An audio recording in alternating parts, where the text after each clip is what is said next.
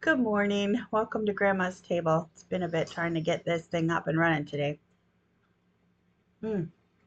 So we're in Passion Week, and Tuesday and Wednesday are interesting because Jesus is teaching and speaking in parables, and oftentimes people were confused by parables. They're like, just tell it to us straight.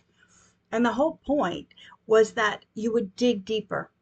I know that I have been accused of overthinking things sometimes, and sometimes it just is what it is. Um, but sometimes there's deeper layers. And when you come to a spiritual kingdom versus a physical kingdom, a geopolitical kingdom, you got to be thinking in layers, and you got to be willing to challenge yourself and allow God to challenge you in how you think.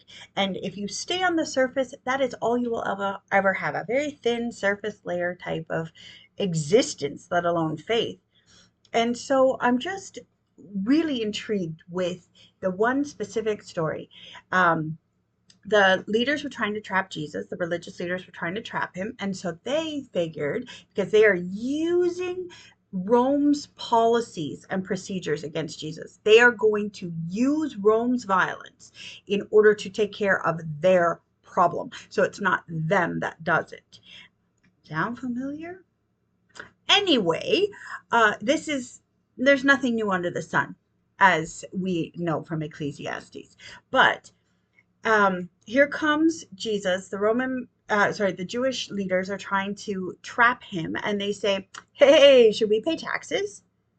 And that gets a lot of people, religious people, up in arms today. Why are we paying taxes? Why are we paying taxes? Ah, tax, tax, tax. It's tax time right now in the North American world, and I owe taxes, and I'm not happy about it. But it is something that I, as a law abiding, patriotic Canadian, need to pay. It is a bill that I need to pay for the price of being in a crowd-funded, um, universal country. And I need to be willing to pay it and have a proper attitude towards it. So, this is something I'm personally dealing with right now. And Jesus says, he didn't answer their question. He says, give me a Roman coin. And one of them had a Roman coin. They were not living outside of um, this structure, this system. They had a Roman coin. Jesus looks at it and he says, yeah, so whose head's on here? It's Caesar's. And so he says, give to Caesar what is Caesar's, and give to God what is God's. The coin, the government, the entire system had the image of Caesar. And where is God's image that we see from the very first poem in the Bible? It's on our being. And the whole point, Jesus is saying, hey, material stuff doesn't matter. It's going to have a human image on it. Give it back to them. Surrender it. Don't hold on so tight. When we are holding and nickel and diming the government because we are going to find a way around this bill, we get angry and we get filled with stuff that doesn't matter. And God is saying, hey, but you bear my image. Give me you. Give me you. And all this other stuff fades away.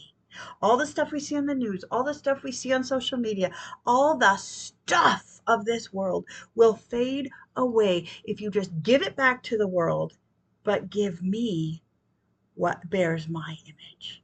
Because you are far more precious than an argument over money. That's his point.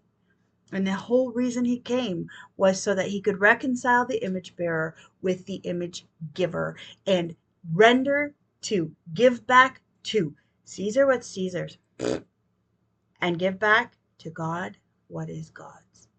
That's our challenge today. Keep your feet on the ground, your head in the clouds, and just know that I love you. Oh, and don't forget coffee. You're going to need a little extra today. I don't know why. Just prophetic or something. I don't know. Maybe I'm just plain tired. Bye.